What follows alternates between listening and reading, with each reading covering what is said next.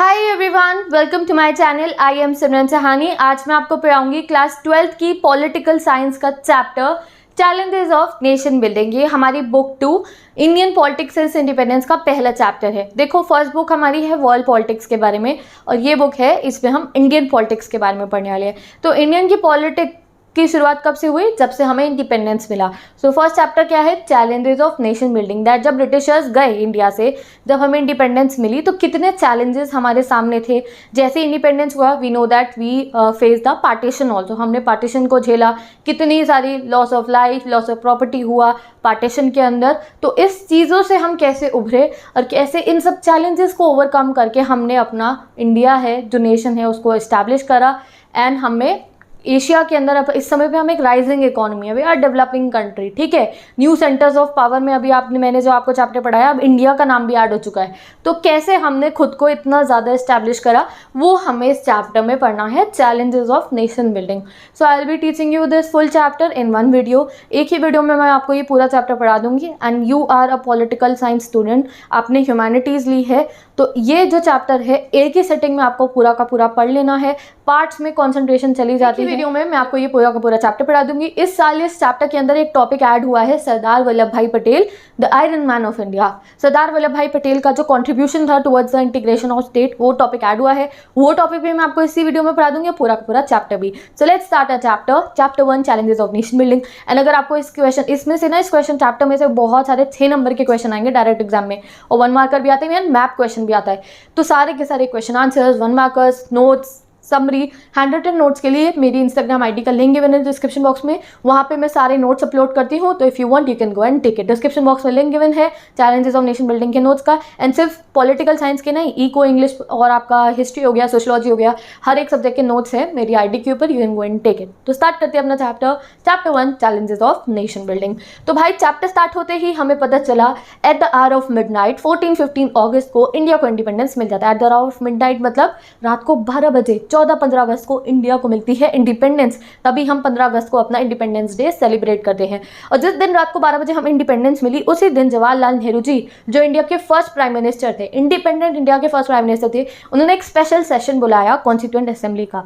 और उस constituent assembly के स्पेशल सेशन में उन्होंने speech the, tourist with destiny. उस स्पीच को आप गूगल पे सर्च करके पढ़ भी सकते हो कि उन्होंने क्या बोला था, बट हमारे को वो कोर्स में गिवन नहीं है। बट स्पीच का नाम आपको याद रखना है दैट इंडिपेंडेंस डे वाले दिन रात को 12 बजे कौन सी स्पीच बोली थी जवाहरलाल नेहरू जी ने? Tryst with destiny. 1 marker question आपको एग्जाम में डेफिनेटली आ सकता है।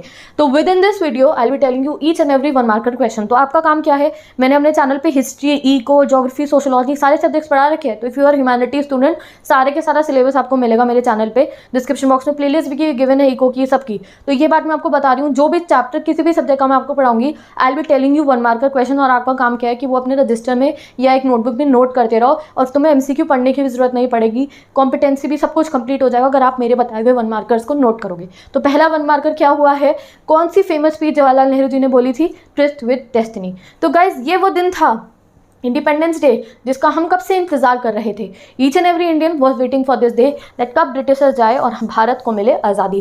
तो आज़ादी हमें मिल गई थी। अब जैसे ही हमें आज़ादी मिली तो 2 बातें थी जिस पे each and every Indian citizen agree करता था कि हाँ भाई, ये तो हमें करना ही करना है। अब हमें इंडिपेंडेंस मिल गई, आंख बंद करके सबसे पहले ये करेंगे, ठीक है। क्या वो 2 काम थे जो हमें करने ही करने थे? ईच एंड एवरी लीडर, जब हमारी कॉन्स्टिट्यूशन बनी ना, तो डिबेट्स होती थी। आपने नेशनलिज्म इन इंडिया वाला चैप्टर पढ़ा था 10th क्लास में, अगर याद हो तो। उसमें हमें बताया था दैट जब कॉन्स्टिट्यूएंट 11th में हमने चैप्टर पढ़ा कॉन्स्टिट्यूशन वाई एंड हाउ। पुरानी बात क्यों करें, अभी 1 साल पहले की करते हैं। कॉन्स्टिट्यूशन वाई एंड हाउ में हमें बताया कॉन्स्टिट्यूएंट असेंबली के अंदर डेलिब्रेशंस होते थे, बातें करते थे सारे लीडर्स कि ऐसे करेंगे ऐसे करेंगे। कुछ 2 बातें ऐसी थी जिसपे किसी ने कोई डिबेट, कोई डिस्कशन नहीं, सबने करा आंख बंद करके ये 2 काम हो जाने चाहिए। तो वो ट्विन गोल्स क्या थे? ट्विन गोल्स उन्हें बोला जाता है दैट एवरीवन अग्रीड अपॉन। तो वो ट्विन गोल्स क्या थे? पहला गोल ये था, we shall run our country through democratic government. हमें डेमोक्रेसी स्टैब्लिश करनी है। डेमोक्रेसी मतलब क्या है? पता होगा आपको क्या होता है। हम अपने रिप्रेजेंटेटिव्स खुद चूज़ करें। There will be election in the country जो फ्री एंड फेयर तरीके से होगा, एंड सिटीजन जाके वोट करेंगे और अपने रिप्रेजेंटेटिव को चूज़ करेंगे। ये होती है डेमोक्रेसी।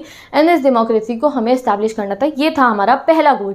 अब ब्रिटिशर्स गए तो सबसे पहले क्या करना था? डेमोक्रेसी स्टैब्लिश करनी थी। दूसरा गोल क्या था? क्या था कि सिटीजन्स को पर्टिकुलरली अपलिफ्ट करना है। कौन से सिटीजन्स को? एक तो पुअर सिटीजन्स को, जो पुअर पीपल हैं, और सेकेंडली सोशली डिसएडवांटेज ग्रुप को अपलिफ्ट करना था, उनके ऊपर ज़्यादा ध्यान देना था। अब इसका मतलब मैं आपको डिटेल में समझ, जैसे ब्रिटिशर्स गए थे उस समय पे इंडिया बहुत इकोनॉमिकली वीक हो चुका था, हमारे सारे स्ट्रक्चर्स को ब्रिटिशर्स एक्सप्लॉइट करके गए थे। तो there were poverty in India, ठीक है, बहुत पॉपुलेशन ऐसी थी जो पुअर थी, पॉवर्टी में थी, तो पुअर पीपल पे ध्यान देना था, उन्हें अपलिफ्ट करना था। सेकेंडली सोशल डिसएडवांटेजेस थी हमारी कंट्री के अंदर, डिस्क्रिमिनेशन होता था, जात, धर्म, कास्ट, कलर, जेंडर के ऊपर डिस्क्रिमिनेशन होता था, मेल फीमेल का डिस्क्रिमिनेशन, रिलीजन में डिस्क्रिमिनेशन हो गया, और जात का, धर्म और अलग अलग चीज़ों पे डिस्क्रिमिनेशन होता था, अनटचेबिलिटी वॉज देयर। तो ये सब कैसे हमें हटाना था, ये काम हमारे 2 ट्विन गोल्स थे। तो जैसे इंडिपेंडेंस हुआ, we agreed upon that we have to overcome them. Okay, तो ये जो ट्विन गोल्स थे इनको हमें अचीव करना था एंड इस पे सब ने अग्री करा था। अब आगे आप यहाँ देख सकते हो, हमें ये पिक्चर गिवन है, this picture can come in your picture based question. तो आपको डायरेक्ट एग्जाम में आ सकता है, आइडेंटिफाई द पिक्चर। तो ये पिक्चर कब की है, ये पिक्चर है 15 अगस्त 1947 की, हमारे इंडिपेंडेंस डे की फ़ोटो है ये। और इस फोटो में आपको क्वेश्चन आएगा, who is the person in the picture, what he is doing. तो भाई ये वो दिन है, इंडिपेंडेंस डे वाला दिन है, जिस दिन रेड फोर्ट पे खड़े होकर जवाहरलाल नेहरू जी ने पूरे, ये देख रहे हो आप, ये भीड़ है, या भी पिक्सल्स में आपको दिखाई नहीं दे रहा है, ये सारे इंडियन सिटीजन्स है, एंड जवाहरलाल नेहरू जी ने जो इंडियन सिटीजन्स है उन्हें एड्रेस करा, और जो भारत का झंडा है उसे फहराया था लाल किले पर। तभी जो है हर साल इंडिपेंडेंस डे हमारा जब सेलिब्रेट होता है तो रेड फोर्ट पे क्या होती है, परेड होती है, जो प्राइम मिनिस्टर होते हैं हमारे रेड फोर्ट पे झंडा फहराते हैं हमारा, और सिटीजन्स को एड्रेस करते हैं। तो ये प्रथा हमारी तब से चली आ रही है। तो ये जो 2 हमने अपने गोल्स पढ़े, इनको जो था अचीव करना काफ़ी मुश्किल था, यानी कि अब इन्हें हमने सोच लिया कि भाई ये लगाएंगे, बट इन्हें अचीव करना मुश्किल था। क्यों? क्योंकि इंडिया के सामने अभी काफ़ी सारी डिफ़िकल्टीज़ थी। तो अब हमारा नेक्स्ट टॉपिक आता है, the 3 challenges that India faced as a new nation. जैसी हमें इंडिपेंडेंस मिली, कौन से ऐसे 3 चैलेंजेस थे जो हमारे सामने थे, जिन्हें हमें ओवरकम करना था। तो पहला चैलेंज हमारे सामने था टू शेप अ नेशन। अब हमें एक ऐसा नेशन फॉर्म करना था जो इतने सारे कल्चर, डाइवर्सिटी और लैंग्वेजेस के लोगों को यूनाइट करके, मतलब कि एक साथ इकट्ठे होकर हम सब रह पाए। तो first challenge, the first and the immediate challenge was to shape a nation. First and immediate challenge was to shape a nation. देखो ऐसा कहा जाता था दैट इंडिया में डिफरेंट लैंग्वेजेस के लोग रहते हैं, कल्चर के और रिलीजन के लोग रहते हैं, और ये इतने सारे कल्चर, रिलीजन, लैंग्वेजेस के जो लोग हैं इकट्ठे होकर एक कंट्री में नहीं रह सकते। और ये बात कुछ हद तक प्रूफ भी हो गई थी जब पार्टीशन हुआ था पाकिस्तान एंड इंडिया का। तो ये बात प्रूफ हो गई कि हाँ भैया, ये सारे रिलीजन के लोग इकट्ठे नहीं रह सकते हैं when independent nation was form, Pakistan जब फॉर्म हुआ। तो इन सब चीज़ों को अब हमें साइडलाइन करना था, इस बातों को ओवरकम करना था डेट नहीं, हम different language, culture and religion के लोग एक साथ जो है इंडिया में रह सकते हैं। ये जो हमारी डाइवर्सिटी है, कल्चर, रिलीजन, लैंग्वेजेस, ये हमें यूनाइट करेगी, हमारी ताकत बनेगी। हमारी कमज़ोरी नहीं है कि इंडिया में different language, culture and religion के लोग रहते हैं, ये हमारी ताकत है। We are having unity and diversity, and ये बात प्रूफ भी हुई। आज के समय पे क्या है, वी आर यूनाइटेड इंडिया, इतने सारे culture, language, north, south, east, west, अलग अलग cultures, variety of food, variety of languages, हम सब लोग इकट्ठे होकर रह रहे हैं ना। हाँ, तो हमने वो सब जो हमारे ऊपर नाम रखते थे ना कि अब तो इंडिया टूटता चला जाएगा, अब तो हर कोई लैंग्वेज और कम्युनिटी के लोग कहेंगे हमें अलग कर दो, हमें अलग कर दो, बट हमने उन बातों को ओवरकम करा। आगे हम पढ़ेंगे भी, जब अलग अलग स्टेट्स ने डिमांड करी ऑटोनॉमी, तो इंडिया ने उस चीज़ों को कैसे संभाला और कैसे हमने अपना नेशन फॉर्म करा। तो फर्स्ट चैलेंज हमारे सामने क्या था, टू शेप अ नेशन। ऐसा भी बोला जाता था that country full of diversity could not remain together for long. इतनी डाइवर्सिटी वाली कंट्री ज़्यादा समय तक इकट्ठी नहीं रह सकती है, बट हमने उनकी बातों को गलत प्रूव करा। We are together and we will be together. ठीक है, तो ये आप समझो पहला चैलेंज क्या था, टू शेप अ नेशन। हमें इंडिया को as a nation state form करना था, चाहे जितने भी कल्चर, रिलीजन, लैंग्वेज के लोग इंडिया में हो, उन सबको उनके राइट्स मिले और वो इकट्ठे रहे इंडिया के अंदर। तो first challenge was the two shape the nation. अब नेक्स्ट चैलेंज हमारे सामने क्या था, टू इस्टेब्लिश डेमोक्रेसी। डेमोक्रेसी हमें कैसे इस्टेब्लिश करनी थी, representative democracy and parliamentary form of government. तो 11th में पढ़ा था, एक बार रिवाइज करा देती हूँ। रिप्रेजेंटेटिव डेमोक्रेसी का मतलब क्या होता है, representative democracy and parliamentary form of government का मतलब क्या है। रिप्रेजेंटेटिव डेमोक्रेसी मतलब दैट हम लोग अपने एक रिप्रेजेंटेटिव को चूज़ करेंगे, इलेक्शन होंगे, हम उन्हें चूज़ करेंगे एंड वो हमारी जो गवर्नमेंट है उसको रन करेंगे। एंड आप इंडिया में किसको वोट करते हो, do you won't for your president और प्राइम मिनिस्टर। तो हम लोग अपने प्राइम मिनिस्टर के लिए वोट करते हैं। इंडिया में पार्लियामेंट्री फॉर्म ऑफ गवर्नमेंट है। प्रेसिडेंट के जो इलेक्शन है वो इनडायरेक्ट होते हैं। 11th में हमने पढ़ा था ना, पार्लियामेंट, जो प्राइम मिनिस्टर है, प्रेसिडेंट, सबकी पावर्स हमने पढ़ी थी। तो इंडिया में क्या है, पार्लियामेंट्री फॉर्म ऑफ गवर्नमेंट। हम अपने प्राइम मिनिस्टर को वोट करते हैं, फ्री एंड फेयर इलेक्शंस होते हैं इंडिया के अंदर, हम उन्हें वोट करते हैं, फिर वो हमारी गवर्नमेंट को रन करते हैं। तो ये सब जो प्रिंसिपल्स थे डेमोक्रेसी के, उन्हें अब इंडिया में लागू करना था। मेजर चैलेंज क्या था कि भाई खाली कॉन्स्टिट्यूशन बना लेने से कुछ नहीं होता है। क्या चैलेंज था हमारे सामने कि खाली कॉन्स्टिट्यूशन में लिख देना कि इंडिया में डेमोक्रेसी है, वो काम नहीं करेगी।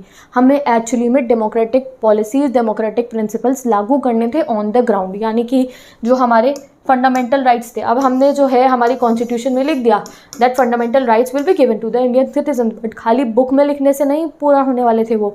On the ground each and every citizens जो थे इंडिया के, उन्हें ऐसा फील हो कि हमारे साथ इक्वालिटी हो रही है, उन्हें जस्टिस मिले अगर उनके साथ कोई इनजस्टिस हो, उनको सारे राइट्स मिले, ईच एंड एवरी सिटीजन्स को राइट हो वोट डालने का। तो डेमोक्रेसी सिर्फ कॉन्स्टिट्यूशन में नहीं रहने देनी थी, ऑन द ग्राउंड भी डेमोक्रेसी को इस्टेब्लिश करना हमारा सेकेंड चैलेंज था।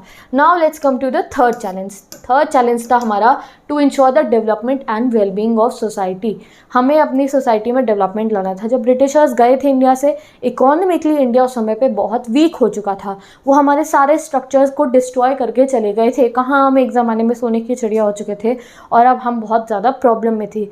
तो सबसे पहले डेवलपमेंट करना था एंड ये जो सोशल डिसएडवांटेजेस थी सबसे पहले उनको हटाना था। इकोनॉमिक पॉलिसी लगानी थी, अलग अलग इकोनॉमिक पॉलिसीज़ लगानी थी। तो हमें इकोनॉमिक पॉलिसीज़ बनानी थी जिससे इंडिया जो है उसका अपलिफ्टमेंट हो सके। And secondly socially disadvantage group, वो ग्रुप्स जिनके साथ डिस्क्रिमिनेशन होता है, उन ग्रुप्स के लिए, इवन जो माइनॉरिटी ग्रुप्स थे उनके लिए स्पेशल लॉज बनाने थे, प्रोविजंस बनाने थे, उनको प्रोटेक्शन देना था। ये हमारा काम था।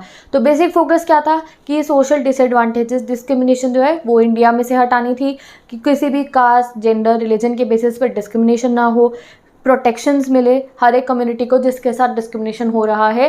एंड नेक्स्ट वाज कि इकोनॉमिक डेवलपमेंट के लिए इकोनॉमिक पॉलिसीज जो है इंडिया में लागू करी जाए। तो 3 मेजर चैलेंजेस हमने पढ़ लिए, to shape a nation, to establish democracy and third challenges this one.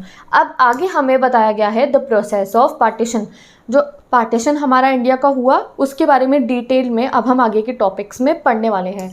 तो okay, so let's start the process of partition. तो 15 अगस्त 1947 को ना एक नहीं 2 कंट्रीज एग्जिस्टेंस में आई, इंडिया एंड पाकिस्तान।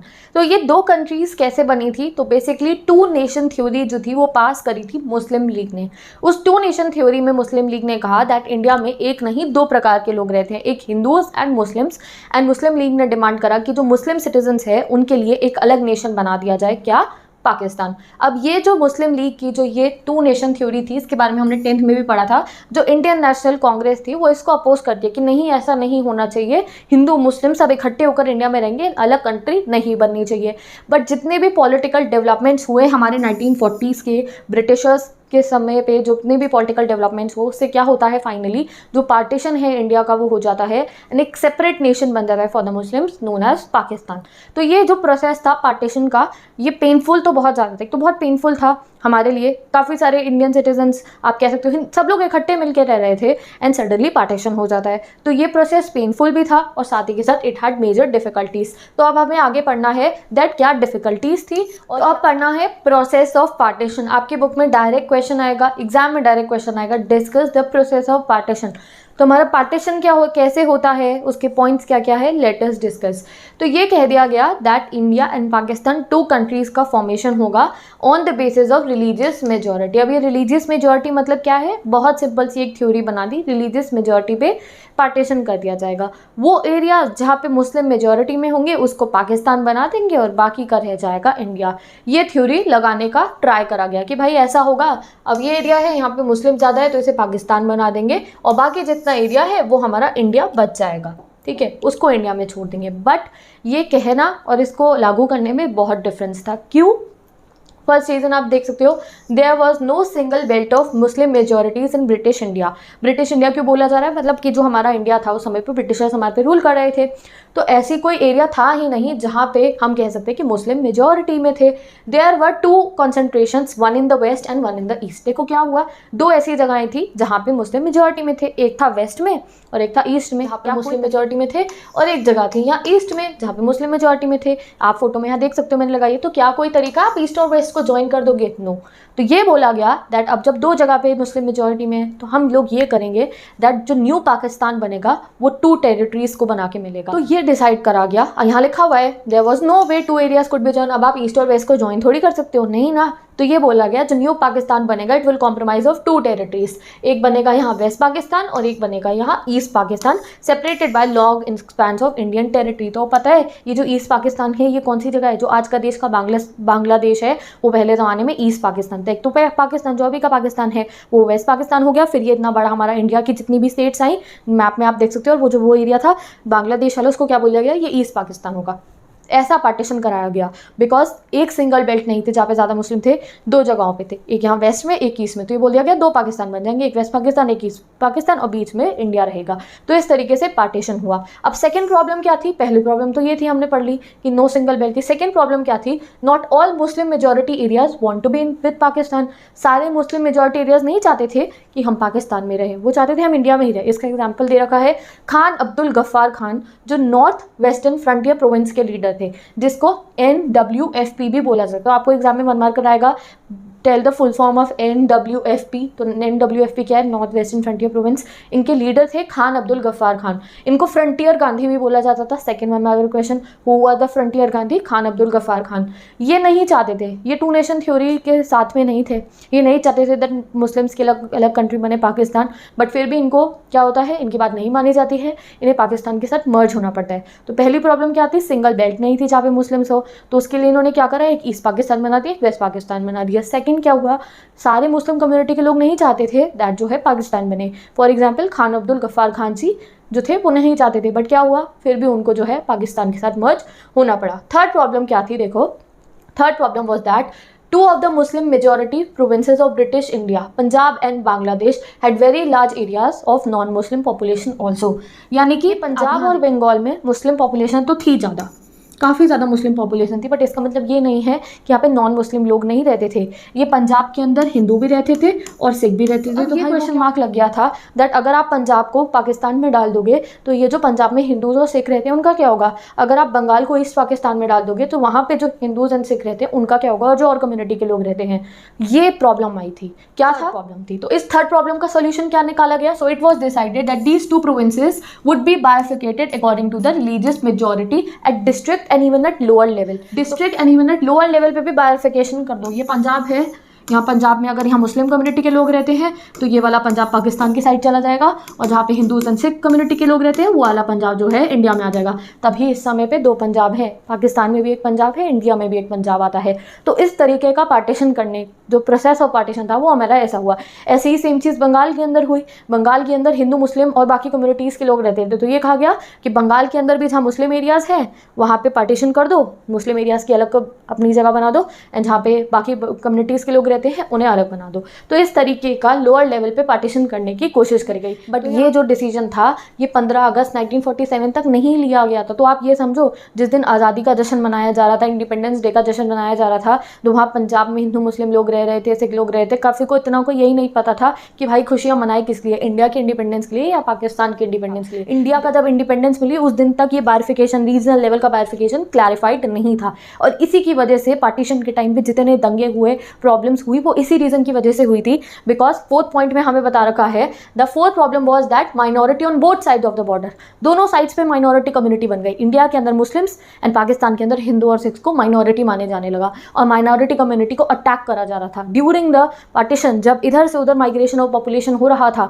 तो हिंदूज को लग रहा था कि ये सब मुस्लिम की वजह से हो रहा है, और मुस्लिम को लग रहा था ये हिंदूज की वजह से हो रहा है। इसलिए क्या हुए, दंगे होने शुरू हो गए और बहुत ही ज़्यादा लेवल पर किलिंग हुई। हमारे लीडर्स को लगा था कि ये 1-2 दिन दंगे होंगे, कुछ कुछ समय दंगे हो गए, फिर आपस में जो हारमनी है, पीस है, स्टैब्लिश हो जाएगी। बट ऐसा नहीं होता है। जब एक बार दंगे शुरू होते हैं तो वो बहुत ज़्यादा बढ़ जाते हैं। एंड फाइनली हमारे पास आते हैं कॉन्सिक्वेंसेज ऑफ पार्टीशन, हमारा नेक्स्ट टॉपिक, जिस टॉपिक में हमें बताएंगे दैट एक्चुअली में what happened during the partition. तो स्टार्ट करते हैं अपना next topic, consequences of partition. तो कॉन्सिक्वेंसेज ऑफ पार्टीशन में हमें स्टार्टिंग में ही बता दिया गया है दैट ये जो ईयर था ना 1947, ये हमारे हिस्ट्री का अनप्लान्ड ईयर था। बिकॉज ये पार्टीशन अनप्लान्ड था। अगर प्लानिंग के साथ करा होता कि पहले ही पंजाब में जो हिंदूज एंड सिख्स रह रहे हैं और जो मुस्लिम रह रहे हैं इंडिया में, अगर पहले ही उनको बता दिया जाता, उनकी शिफ्टिंग करवाई जाती, कुछ प्लान से होता तो कुछ बात होती। बट ये जो अनप्लान्ड ईयर था, इतनी किलिंग हुई, एट्रोसिटीज़ हुई, all because of the Britishers. वो तो चाहते ही ये थे कि जब वो हमें गए भी, जब हमने उनसे अपना पीछा छुटाया भी, तब भी उन्होंने हमारे लिए प्रॉब्लम खड़ी करी। That problem was partition, because हमारा पार्टीशन अनप्लान्ड था। इतने लाखों लोग हमारे पार्टीशन में मरे। अभी आगे आपको डिजिट्स पता चलेंगे how many people exactly died in the partition. तो let's study the consequence of partition. तो there were killings and atrocities on both sides of the border. दोनों ही साइड्स पे किलिंग थी। ऐसा नहीं था सिर्फ हमारे लोग मरे या उनके, इक्वली हम सब एक थे, ठीक है। और killings and atrocities on the both sides of border were थे। In the name of religion of one community ruthlessly killed the other community. मतलब क्या हुआ, हमें ऐसा लगने लगा कि हिंदुओं को लगता था कि ये सब मुस्लिम्स की वजह से हो रहा है, हमें अपना घर मुस्लिम्स की वजह से छोड़ना पड़ा है। एंड मुस्लिम्स को ऐसा लगता था कि ये सब हिंदूज की वजह से हो रहा है। तो आपस में बहुत ज़्यादा दंगे शुरू हो गए। Next cities like Lahore, Amritsar और कोलकाता को कम्यूनल जोन्स बना दे। क्या अब कम्यूनल जोन्स क्या होते हैं? देखो, ये लाहौर, अमृतसर और कोलकाता, ये ऐसी 3 सिटीज़ थी। This is a 1 marker question that कौन सी सिटीज़ को कम्यूनल जोन्स बनाया गया था? लाहौर, अमृतसर एंड कोलकाता। ये वो सिटीज़ थी जहाँ पे हिंदू मुस्लिम पॉपुलेशन दोनों थी, सिख भी थी। तो यहाँ पे क्या हुआ, दंगे बहुत ज़्यादा लेवल पे होने लग गए। तो कम्यूनल जोन, अभी अगर कर्फ्यू लगता है, अगर हिंदू मुस्लिम्स का दंगा हो तो ना कम्यूनल जोन्स होते हैं कि हिंदू के इलाके में मुस्लिम्स नहीं जाएंगे, मुस्लिम्स के इलाके में हिंदू नहीं होंगे। ये होता है कम्यूनल जोन। कम्यूनल जोन बना दिए गए बिकॉज बहुत ज़्यादा दंगे हो रहे थे, कम्युनिटीज़ के बीच में वॉर टाइप सिचुएशन आ गई थी, एक दूसरे को मार रहे थे सब लोग। तो इसलिए क्या हुआ, कम्यूनल जोन्स बना दिए गए। Minority on both side of border flag their home. क्या हुआ, जब दंगे बढ़ गए, पहले क्या था, जितने लोग रह रहे थे ना अपने घरों में, वो छोड़ के नहीं जा रहे। उन्हें लगा अरे सिचुएशन नॉर्मल हो जाएगी, सब ठीक हो जाएगा, हम अपने घर। बट सडनली जब इतना दंगे फसाद होने लग गया तो लोगों को रातों रात अपने घर से भागना पड़ा।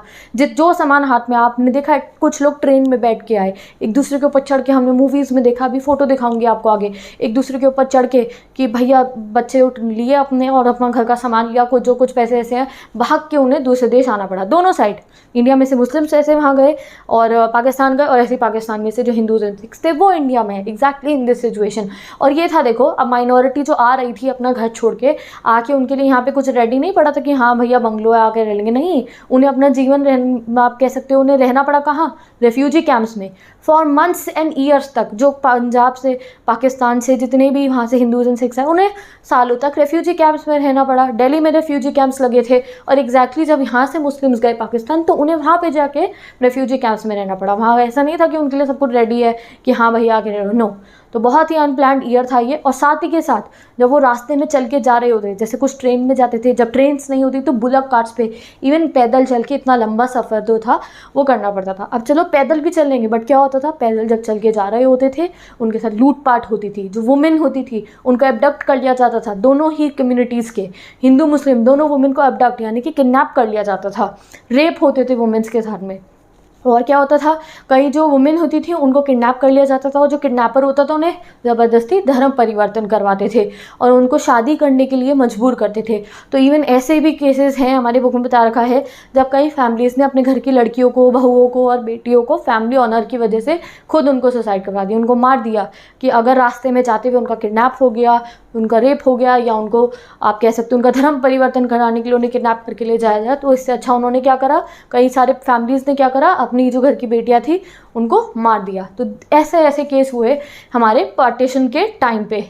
जैसे आप यहाँ देख सकते हो, in many cases womens were killed by their own family members to preserve their family honours. Many children were separated from their parents. अब बच्चे जो थे, इतना वायलेंस जब हो रहा होता था भगदड़ के अंदर, बच्चे मम्मी पापा से दूर हो जाते थे। For lack of this refugee freedom, मतलब क्या था, रेफ्यूजी कैंप्स में अपनी लाइफ जीना। यानी कि पहले हमने ब्रिटिशर्स को भगाने के लिए इतने ज़्यादा आंदोलन करे, इतना सब कुछ हमने सहा ब्रिटिशर्स को भगाने के लिए, और जब ब्रिटिशर्स भागे तो हमारी इतनी सारी पॉपुलेशन के साथ क्या हुआ, उनको इंडिपेंडेंस का कोई जश्न मनाने का उन्हें मौका नहीं मिला। उनके लिए क्या हो गया, इंडिपेंडेंस मतलब उनके लिए क्या था, लाइफ इन रेफ्यूजी कैंप्स। अपना घर छोड़ के आके रेफ्यूजी कैंप्स में उनको रहना पड़ रहा था। एंड ये जो पार्टीशन हुआ था इसको कई पोएम्स, राइटर्स, फिल्म मेकर्स ने पता क्या बोला, डिवीजन ऑफ हार्ट्स बोला। यानी कि हमने सिर्फ ऐसी पॉपुलेशन का माइग्रेशन नहीं होता, it was division of hearts. दिल भी टूट गया था आपस में इंडिया का, बिकॉज जो है हमारा एक हार्ट का जो एक पीस था वो अब अलग हो गया था। इवन अब हमें इतनी सारी बातें पार्टीशन के बारे में कैसे पता है, क्योंकि हमने काफ़ी सारी मूवीज़ में, कई स्टोरीज़ में और कई पोएम्स के थ्रू हमने ये सब चीज़ें पढ़ रखी हैं। तो मूवीज़ ने, movie makers, film makers and your writers and poets, सब ने ये जो दर्द था अलग अलग अपने, आप कह सकते हो, पीसेस के थ्रू डिपिक्ट करा था। अब लास्ट हमें बताया गया है दैट सिर्फ पॉपुलेशन का ही माइग्रेशन और पार्टीशन नहीं हुआ था।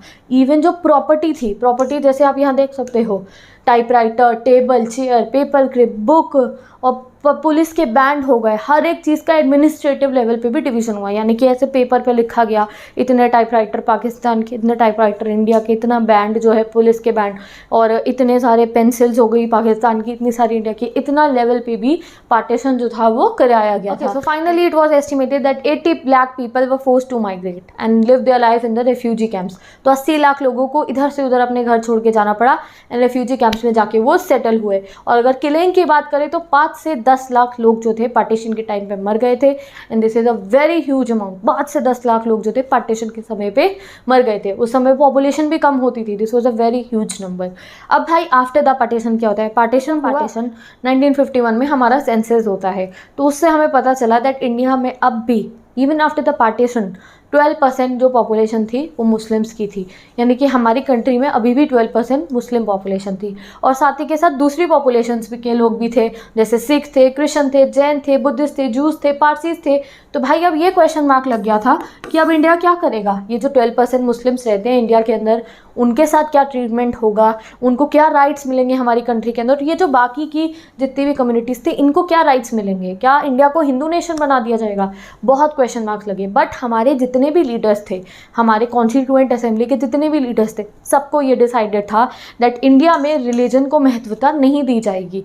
इंडिया में किसी भी रिलीजन के बेसिस पे सिटीजनशिप नहीं दी जाएगी। कॉन्स्टिट्यूशन वाई एंड हाउ में हमने पढ़ा था दैट हमारे जो कॉन्स्टिट्यूशन मेकर्स थे पहले से ही वो चाहते थे कि इंडिया सेक्युलर नेशन बने। सेक्युलर मतलब क्या होता है? हम सब 11th में पढ़ के आए हैं that India, that secular country कौन सी है? जो किसी भी एक रिलीजन को फेवर नहीं करती, जो रिलीजन के बेसिस पे सिटीजनशिप नहीं देती। सेक्युलर कंट्री वो कंट्री होती है जो हर एक इंसान को राइट देती है कि आपका जो रिलीजन है उसे फॉलो करो, बट रिलीजन के बेसिस पे सिटीजनशिप नहीं देती है। ये होता है एक सेक्युलर नेशन, वो नेशन जिसका कोई एक नेशनल रिलीजन नहीं होता। तो हमारे इवन बिफोर द पार्टीशन जो इंडिया के लीडर्स थे वो सेक्युलरिज्म को सपोर्ट करते थे कि ऐसी कंट्री बने जिसमें सारे रिलीजन के लोग इकट्ठे रहें, किसी भी एक रिलीजन को महत्वता नहीं दी जाएगी और सिटीजनशिप रिलीजन के बेसिस पे नहीं मिलेगी। और जब पार्टीशन हुआ, दो कम्युनिटीज़ के बीच में इतना वायलेंस हुआ, उसके बाद तो और ज़्यादा हमारे जो लीडर्स थे दे वर कॉन्फिडेंट दैट हम इंडिया को क्या बनाएंगे, सेक्युलरिज्म। तभी हमारा जो प्रियम्बल है उसमें सेक्युलरिज्म हाईलाइट हो चुका है। सेक्युलरिज्म मतलब क्या है? दैट इंडिया में किसी एक भी जो रिलीजन है उसे महत्वता नहीं दी जाएगी। All religions are equal.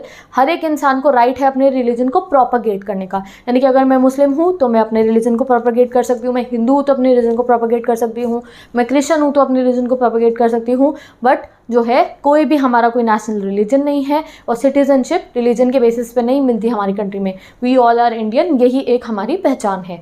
तो ये इस तरीके से दैट आफ्टर द पार्टीशन तो क्वेश्चन मार्क लग गया था। There were many Hindu nationalist जो चाहते थे कि इंडिया को हिंदू नेशन बना दिया जाए, बट हमारे नेशनल लीडर्स ऐसा नहीं करते हैं।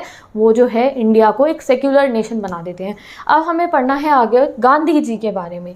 देखो जब ये फ्रीडम्स, पहले आपको पार्टीशन की इमेजेस दिखा देती हूँ। ये देखो आप, जब लोगों को ट्रेन में जगह नहीं मिलती थी तो ऐसे बुलक कार्ट पे, इवन पैदल, छोटे छोटे बच्चे हैं, जाना पड़ता था इधर से उधर। और यहाँ आप ट्रेन भी देख सकते हो, यहाँ ट्रेन में ऊपर तक लोग बैठे हैं। क्या इन्होंने अपने घर से सामान लिया होगा? एंड इस समय पे जब ये ट्रेन में भी जा रहे होते थे तब भी इनके ऊपर अटैक्स होते थे। So this was the painful partition. अब देखते हैं महात्मा गांधी जी के बारे में। जब महात्मा गांधी जी की डेथ कैसे हुई, तो जैसे मैंने आपको बता दिया है दैट कुछ हिंदू एक्सट्रीमिस्ट थे, कुछ हिंदू नेशनलिस्ट थे, वो चाहते थे कि इंडिया को हिंदू नेशन बना दिया जाए।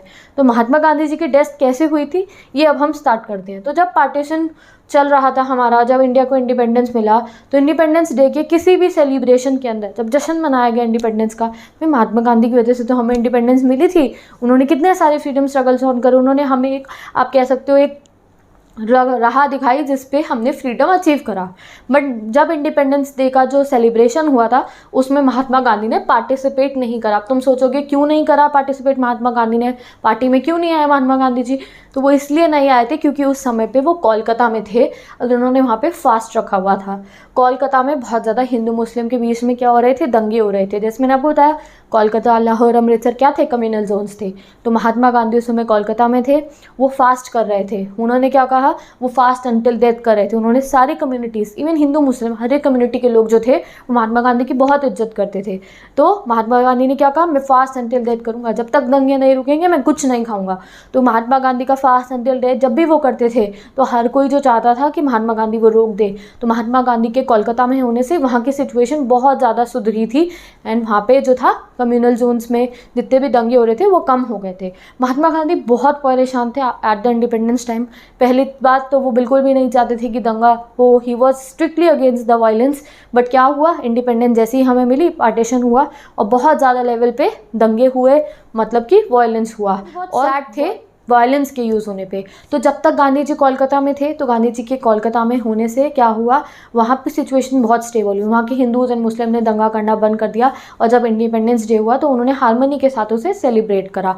अब गांधी जी कोलकाता के बाद आ जाते हैं दिल्ली के अंदर। देखो गांधी जी की प्रेजेंस का बहुत इफेक्ट पड़ता था कम्युनिटीज़ के ऊपर। वो लोग उनकी बात सुनते थे, वो फास्ट करते थे और अपनी बात मनवाते थे कि आप वायलेंस मत करो, आराम से रहो, तो उनकी बात सुनी जाती थी। गांधी जी कोलकाता के बाद कहाँ आते हैं, दिल्ली आते हैं और जनवरी 1948 के अंदर वो अपना लास्ट फास्ट रखते हैं और वहाँ पे दिल्ली में भी उनका मैजिकल इफेक्ट दिखता है। दिल्ली में भी जो हिंदू मुस्लिम दोनों कम्युनिटी आपस में लड़ झगड़ रही थी वो भी अपने दंगे करने बंद कर देते हैं after the coming of Gandhi ji. ऐसे भी थे जो गांधी जी को पसंद नहीं करते थे। अब वो लोग कौन थे, हिंदू एक्सट्रीमिस्ट, कुछ ऐसे एक्सट्रीम हिंदूज जो चाहते थे कि इंडिया जो है सिर्फ और सिर्फ हिंदू नेशन बन जाए।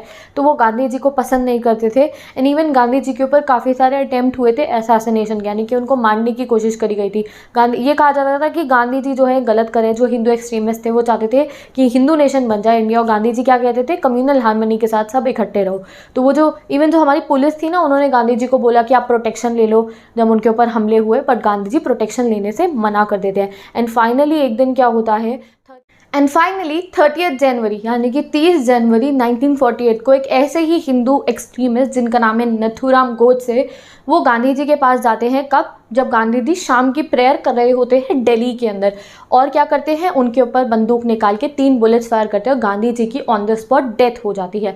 तो देखो गांधी जी को जब वो मारते हैं तो इसका जो इफेक्ट है ना, मैजिकल इफेक्ट दिखता है पूरे इंडिया एंड पार्टीशन पाकिस्तान के ऊपर। क्या होता है, पूरे के पूरे देश में जहाँ पे कई कोने कोने में भी दंगे चल रहे होते थे वो बंद हो गए। क्यों, बिकॉज महात्मा गांधी हमारे नेशनल फादर थे, ठीक है, सबके फादर। मतलब महात्मा गांधी की वजह से ही आप कह सकते हो उन्होंने हमें राह दिखाई और हमें फ्रीडम मिला।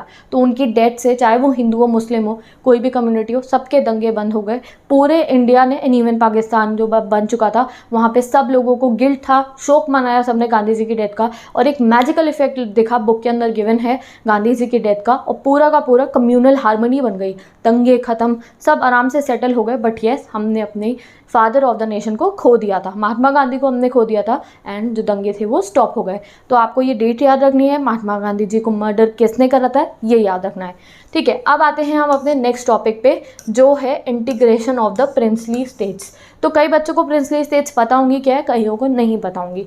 तो देखो ब्रिटिशर्स ने हमारे ऊपर जाते हुए, इंडिपेंडेंस देते हुए 2 बॉम्ब गिराए थे। एक बॉम्ब हम पढ़ चुके हैं, क्या है, पार्टीशन करा के चले गए, हमारा इंडिया पाकिस्तान का पार्टीशन कर दिया। उसमें हमने पढ़ा कितने लाख लोगों की मौत हुई और कितने लोगों को माइग्रेशन करना पड़ा, उनका घर उजड़ गया, वो तो हमने देख लिया। तो हमारे को कितना प्रॉब्लम में डाल के गए थे ये लोग। दूसरा बॉम्ब इन्होंने क्या फोड़ा, प्रिंसली स्टेट्स जो थी उनको ये कह दिया कि आप, अब हम जा रहे हैं तो चाहे तो प्रिंसली स्टेट का जो रूलर है वो अपने आप को खुद एक इंडिपेंडेंट नेशन बना लो, इंडिया के साथ मर्ज हो जाओ या पाकिस्तान के साथ मर्ज हो। अभी समझ में नहीं आया ना, लेट मी एक्सप्लेन यू। तो देखो जो हमारा इंडिया था ना वो 2 टाइप की स्टेट्स में डिवाइडेड था, एक थी ब्रिटिश इंडिया प्रोविंसेस और एक थी princely state. British India provinces का क्या था, ब्रिटिश इंडिया प्रोविंसेस के अंदर जो हमारा गवर्नमेंट थी, ब्रिटिश गवर्नमेंट डायरेक्ट रूल करती थी। जैसे कि आप यहाँ देखो, ये येलो से जो मार्क्ड है ये ब्रिटिश इंडिया प्रोविंसेस हैं, मतलब कि ये यूनाइटेड प्रोविंस जो आज का उत्तर प्रदेश है ये ब्रिटिश इंडिया प्रोविंस थी, यहाँ पे ब्रिटिशर डायरेक्ट रूल करते थे, ठीक है। अब दूसरी थी ये प्रिंसली स्टेट, जैसे कि आप यहाँ देख सकते हो जम्मू कश्मीर एक प्रिंसली स्टेट थी। जम्मू एंड कश्मीर में क्या होता था, paramountcy of British crown. Paramountcy of British crown, इस वर्ड का मतलब क्या है, यहाँ पे ना राजा का रूल था, प्रिंसली, प्रिंस मतलब क्या है, राजा ही होता है ना, राजा का बेटा। तो यहाँ पे क्या था, जो भी प्रिंसली स्टेट थी, जो भी यहाँ पे ब्रू से मांगना, जैसे ये हैदराबाद हो गई, मणिपुर हो गया, ये जो भी प्रिंसली स्टेट थी, यहाँ पे राजा का रूल भी होता था, प्लस ब्रिटिश गवर्नमेंट का भी रूल होता था। देखो भाई, ये ब्रिटिशर्स ना बहुत चालूपंथी से चलते थे। इन्होंने इन सारी प्रिंसली स्टेट्स के राजाओं को क्या बोला, अब राजा को कौन पावर से हटा सकता है, राजा भी विद्रोह करते, युद्ध करते ब्रिटिशर्स के साथ। तो इन ब्रिटिशर्स ने क्या करा था, पैरामाउंटेसी ऑफ ब्रिटिश क्राउन कर दी। राजाओं को बोल दिया था कि आपकी जो स्टेट है, जैसे जम्मू कश्मीर के राजा का क्या था रोल, कि जो इंटरनल अफेयर है वो तो राजा संभालता था जम्मू कश्मीर के, और जैसे हैदराबाद का जो राजा है वो हैदराबाद के, और जितनी भी ये राजपूताना जो एरिया है, यानी राजस्थान के जितने भी रूलर्स थे वो अपना राज्य संभालते थे, इंटरनल अफेयर्स वो संभालते थे। बट जो एक्सटर्नल अफेयर थी वो ब्रिटिश आर्मी संभालती थी, यानी ब्रिटिश गवर्नमेंट संभालती थी। तो ऐसे चल रहा था। आदि तो थी हमारी ब्रिटिश इंडिया प्रोविंसेस, जहाँ पे ब्रिटिशर्स डायरेक्ट रूल कर रहे थे। तो जो जो येलो मार्क्ड है वो ब्रिटिश इंडिया की डायरेक्ट प्रोविंसेस है, जैसे बिहार, बंगाल, ये याद रखना आप, रामपुर, पंजाब स्टेट्स, यहाँ डायरेक्टली रूल कर रहे थे। बट जितनी भी ब्लू कलर से मार्क्ड है, यहाँ पे राजा और ब्रिटिशर्स दोनों मिल के रूल कर रहे थे। तो जब ब्रिटिशर्स जा रहे होते हैं तो बॉम्ब ये फोड़ के जाते हैं कि भाई ये जितनी भी नीली से मार्क्ड है ना, यानी ब्लू से मार्क्ड है, ये जितनी भी स्टेट्स, इन सब में राजाओं का रोल था। इन सबको कह देते हैं कि हम तो जा रहे हैं। तो फिर पैरामाउंटेसी ऑफ जो ब्रिटिश क्राउन है, पैरामाउंटेसी ऑफ ब्रिटिश क्राउन, ये भी इलैप्स हो रही है, ये भी ख़त्म हो रही है। तो आप लोगों के पास ऑप्शन है, चाहे तो आप अपना एक इंडिपेंडेंट नेशन बना लो, नहीं कि ये कह दो कि आप इंडिपेंडेंट कंट्री हो, आप ना ही इंडिया का हिस्सा हो ना ही आप पाकिस्तान का हिस्सा हो, आप अपनी अलग देश बना लो, या फिर आप इंडिया के साथ मर्ज हो जाओ या फिर पाकिस्तान के साथ मर्ज हो जाओ। तो ऐसी सिचुएशन समझो, अगर ये सच में हो जाता तो क्या होता, हैदराबाद जो है ये अपना कह देता मैं अपना देश बना रहा हूँ, और ये जम्मू कश्मीर जो है कह देता अपना देश बना रहा हूँ। तो इंडिया तो छोटे छोटे टुकड़ों में बंटता चला जाता। और ये बॉम्ब दूसरा फोड़ के गए थे हमारे ऊपर ब्रिटिशर्स। तो अब इंटीग्रेशन ऑफ प्रिंसली स्टेट्स में हमें पढ़ना है दैट इस सिचुएशन को हमने कैसे ओवरकम करा। की लाइन में भी आप देख सकते हो, British India was divided into British India provinces and princely state, जो मैं आपको समझा चुकी हूँ। तो ब्रिटिश इंडिया प्रोविंसेस पर डायरेक्टली ब्रिटिशर्स रूल करते थे, और जो प्रिंसली स्टेट्स थी वो प्रिंस और जो ब्रिटिशर्स थे मिलकर रूल करते थे। Princely state enjoyed some control over the internal affair, ये भी मैंने आपको बता दिया है कि जो राज्य के अंदर के मामले थे वो जो राजा थे वो संभाल लेते थे, बाकी काम ब्रिटिशर्स करते थे। But just before the independence Britishers ने क्या बोला, supremacy of the British crown जो है वो एंड हो रही है, यानी कि हम तो जा रहे हैं, तो मतलब हमारा आपके ऊपर से रूल भी जा रहा है। और अब सारे के सारे राजाओं के पास छोड़ दिया, वहाँ की जनता के पास नहीं, राजाओं के पास छोड़ दिया कि चाहे वो इंडिया को ज्वाइन करे, चाहे पाकिस्तान को, या फिर एक इंडिपेंडेंट नेशन बना ले। और ये बहुत ही ज़्यादा सीरियस प्रॉब्लम थी। जो हमारा ड्रीम था, जिस दिन हमें इंडिपेंडेंट, हमारा ड्रीम क्या था, हम यूनाइटेड इंडिया बनाएंगे, हम डेमोक्रेसी इस्टेब्लिश करेंगे। और क्या फोड़ गए बॉम्ब हमारे पे, इतनी सारी प्रिंसली स्टेट। पता है कितनी प्रिंसली स्टेट थी, 565 प्रिंसेस स्टेट थी। उनके राजाओं को बोल दिया चाहो तो पाकिस्तान से मिल जाओ, चाहे इंडिया में रहो, चाहे अपना इंडिपेंडेंट नेशन बनाओ। तो एक बहुत ही सीरियस इशू था हमारे सामने। और जैसे ही वो लोग ये कहते हैं, देखो द रूलर्स ऑफ त्रावणकोर ने अनाउंस कर दिया कि हम तो इंडिपेंडेंट है। त्रावणकोर ने बोल दिया कि हमें इंडिया के साथ नहीं रहना, हम अपना इंडिपेंडेंट नेशन बना रहे। और उसके अगले दिन ही जो हैदराबाद के निज़ाम थे उन्होंने भी कह दिया हम अपना इंडिपेंडेंट नेशन बना रहे हैं। फिर जो रूलर ऑफ भोपाल थे उन्होंने भी कह दिया हमें कॉन्स्टिट्यूएंट असेंबली को ज्वाइन नहीं करना है। तो भाई इससे ना इंडिया बहुत ही ज़्यादा प्रॉब्लम में पड़ गया था। धीरे धीरे सारे राजा कहने लग गए थे कि हमें इंडिया के साथ नहीं रहना है। और ये एक ऐसी सिचुएशन थी कि भाई इंडिया तो टुकड़ों में बंटता चला जाएगा, पता नहीं कितनी और कंट्रीज बन जाएगी और इंडिया नहीं बन पाएगा। तो गवर्नमेंट ने इस चीज़ को कैसे हैंडल करा, now we have to study this. Book में क्या लिखा है, गवर्नमेंट्स अप्रोच। एग्जाम में क्वेश्चन भी आता है, what was the government's approach towards handling this integration of princely state. तो गवर्नमेंट ने कैसे इस चीज़ों को संभाला। गवर्नमेंट अप्रोच में जो हमारी इंटरिम गवर्नमेंट थी उस समय पे, वो भी बिल्कुल नहीं चाहते थे कि इस तरीके से इंडिया और छोटे टुकड़ों में बटे। इंडियन नेशनल कांग्रेस जो थी, यानी कि जो कांग्रेस थी और कांग्रेस के जितने भी मेंबर्स थे, वो भी नहीं चाहते थे कि इंडिया का और पार्टीशन हो। एक पार्टीशन हमने देख लिया, कितनी मौत हुई, कितने दंगे हुए, क्या हाल हुआ था एक पार्टीशन से। और अगर पार्टीशन हो जाता और कंट्रीज का, हमारी जैसे हैदराबाद एक कंट्री बनता, जम्मू कश्मीर कंट्री बनता, तो इंडिया कहाँ बचता। तो इंडियन नेशनल कांग्रेस और हमारी गवर्नमेंट नहीं चाहती थी ऐसा। पर जो मुस्लिम लीग थी जिसने टू नेशन थ्योरी पास करी थी, वो क्या कह रहे थे कि नहीं नहीं, उनको तो राइट दे देना चाहिए, अगर वो चाह रहे हैं इंडिपेंडेंट कंट्री इंडिपेंडेंट बन जाए, पाकिस्तान के साथ जाना चाहे पाकिस्तान के साथ जाए, इंडिया के साथ रहे। मुस्लिम लीग का ये कहना था। तो फाइनली हमारी जो गवर्नमेंट है उन्होंने क्या करा था, तो भाई ये हिस्टोरिक रोल प्ले करा था सरदार वल्लभ भाई पटेल जी ने। तो तभी आपके जो बुक है ना उसमें टॉपिक ऐड हुआ है और ये बहुत ज़रूरी भी था। भाई इतना हीरो वाला रोल उन्होंने प्ले करा, हमारी पूरे के इंडिया को यूनाइटेड इंडिया बनाया उन्होंने, और हम उनके बारे में ही ना पढ़े। तो सरदार वल्लभ भाई पटेल ने ये हिस्टोरिक रोल प्ले करा, बहुत डिप्लोमेटिकली, बहुत कनिंगली उन्होंने सारे राजाओं के पास जाके इंस्ट्रूमेंट ऑफ ओकेशन, अब ये इंस्ट्रूमेंट ऑफ ओकेशन क्या है, यानी कि कॉन्ट्रैक्ट था, उसमें राजाओं को उन्होंने कुछ आप समझो ऐसे राजा से कि उसकी जो कंट्री अपने हवाले थोड़ी करा सकते, नहीं ना, उनको भी कुछ ऑटोनॉमी दी, उनको भी कुछ पावर्स दी, और डिप्लोमेटिकली यानी कि अच्छे तरीके से बात करके सरदार वल्लभ भाई पटेल ने कितनी प्रिंसली स्टेट्स थी, 565 प्रिंसली स्टेट्स में से बहुत सारे राजाओं के साथ जो है डील करी और इंस्ट्रूमेंट ऑफ ओकेशन पे साइन करा के, इंस्ट्रूमेंट ऑफ ओकेशन मतलब कि इंडिया के अंदर मर्ज हो गए हैं, राजाओं के साथ जाके इंस्ट्रूमेंट ऑफ ओकेशन पे साइन करा। आगे हम और डिटेल में इसको पढ़ने वाले हैं। तो इट वॉज सरदार वल्लभ भाई पटेल एंड उनकी जो डिप्लोमेटिक जो उनकी स्किल्स थी उसकी वजह से उन्होंने जो अपनी अप्रोच लगा के बहुत सारी जो स्टेट्स थी उनको इंडियन यूनियन में एंटर करा लिया था। और उस समय पे ना सरदार वल्लभ भाई पटेल जी इंडिया के डेप्यूटी प्राइम मिनिस्टर भी थे और होम मिनिस्टर भी थे।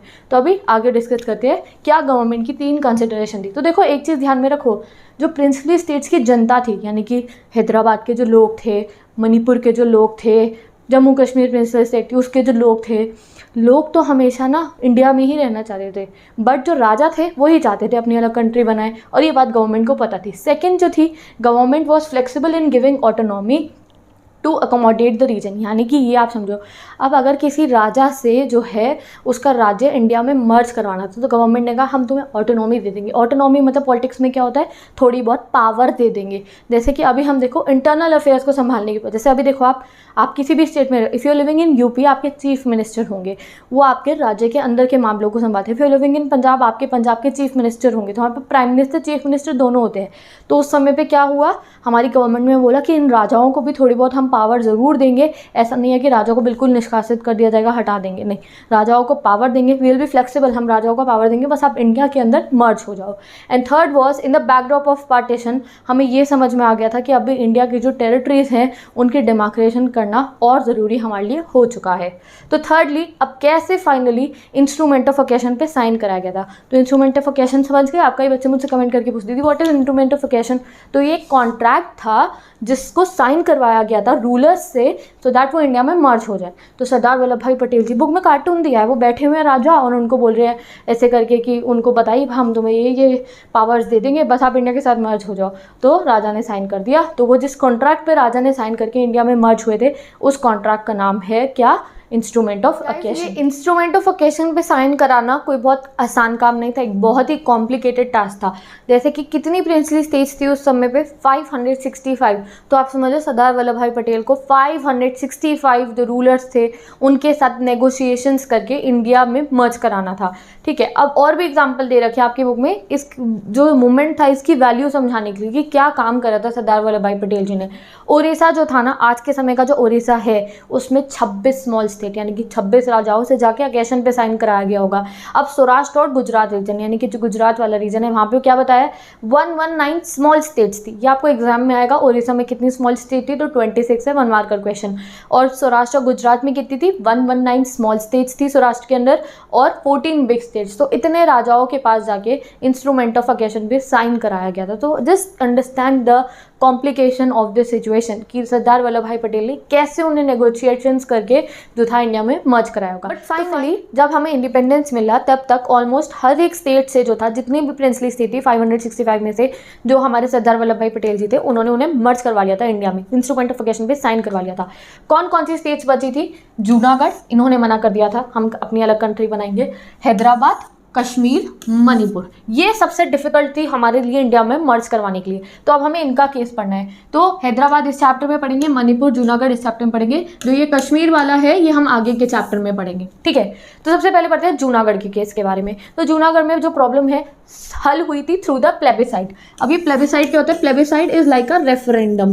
रेफरेंडम मतलब जैसे आपके स्कूल के अंदर, क्लास के अंदर मॉनिटर के और प्रेफेक्टोरियल बॉडी के इलेक्शन होते हैं। ठीक है, कि एक बच्चा, दो लड़कियां खड़ी होती है और आप वोट डालते हो कि ये मॉनिटर बनेगा, ये होता है रेफरेंडम टाइप सिचुएशन। तो ऐसे ही हुआ जूनागढ़ के अंदर। जूनागढ़ के जो रूलर्स थे उन्होंने कहा कि हम अलग कंट्री बनाएंगे, बट जूनागढ़ में जितनी भी पॉपुलेशन थी, यानी कि वहाँ की जो जनता थी, वो तो इंडिया के साथ ही रहना चाहती थी। तो जब इलेक्शन हुए कि इंडिया के साथ मर्ज होना ही अलग कंट्री बना रही है, तो सारी जनता ने क्या बोला, हम इंडिया के साथ मर्ज होना है, और जो जूनागढ़ है वो प्लेबिसाइड के थ्रू जो था इंडिया के अंदर मर्ज हो गया। तो ओके, तो जूनागढ़ कौन सी प्लेस है, अगर आपको नहीं पता है तो ये इंडिया का मैप है, आप ये देखो, दिस इज जूनागढ़, ये जगह है जूनागढ़ है, नेक्स्ट बाय इंडिया इन 1948, यानी कि इंडिया में मर्ज हो गया था ये बाय 1948 प्लेबिसाइड के थ्रू। अब दूसरा हमें पढ़ना अबाउट हैदराबाद, ये रहा इंडिया का ये रीजन हैदराबाद, इसको कैसे हमने मर्ज कराया था, let us study about the Hyderabad. Okay, तब पढ़ते अपनी प्रिंसली स्टेट हैदराबाद के बारे में। तो Hyderabad was the largest princely state, यानी कि सबसे बड़ी प्रिंसली स्टेट, और उन्होंने ये बोल दिया कि इंडिपेंडेंट नेशन बनाएंगे।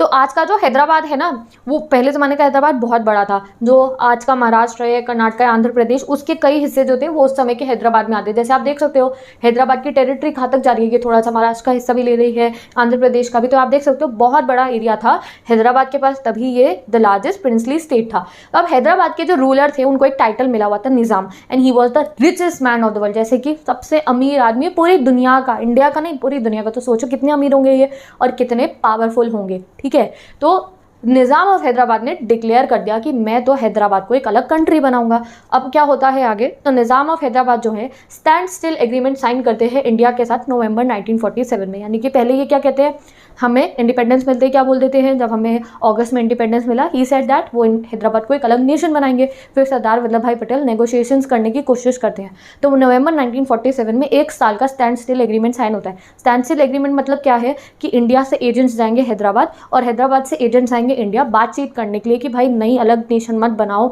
इंडिया के साथ मर्ज हो जाओ। इस नेगोशिएशन के लिए जो है 1 साल का एग्रीमेंट साइन हुआ। उस 1 साल के एग्रीमेंट में ये था कि कोई भी फोर्सफुली एक दूसरे को कब्जा नहीं करेगा, जो है आपस में एजेंट्स के थ्रू बात होगी। अब क्या होता है इस बीच में, जो ये 1 साल का अग्रीमेंट चल रहा होता है, जो पीपल थे हैदराबाद स्टेट के, देखो मैंने हमेशा आपको बताया कि जो रूलर्स थे वही चाहते थे अलग कंट्री बनाए, जनता तो इंडिया के साथ ही रहना चाहती थी। जो लोग थे हैदराबाद के वो निज़ाम के रूल से बहुत तंग हो चुके थे, निज़ाम जो था बहुत करप्ट रूल कर रहे थे, लोगों के ऊपर अत्याचार कर रहे थे, तो people were very upset from Nizam's rule. तो जब जिस समय पे ये स्टैंड स्टिल एग्रीमेंट चल रहा होता है, तो पीपल स्टार्टेड द प्रोटेस्ट। जो जनता थी हैदराबाद की, पूरे की पूरे हैदराबाद की जो जनता थी वो प्रोटेस्ट करना स्टार्ट कर देते हैं। पर्टिकुलरली प्रोटेस्ट कहाँ से आता है, तेलंगाना हैदराबाद में ही था उस समय पे।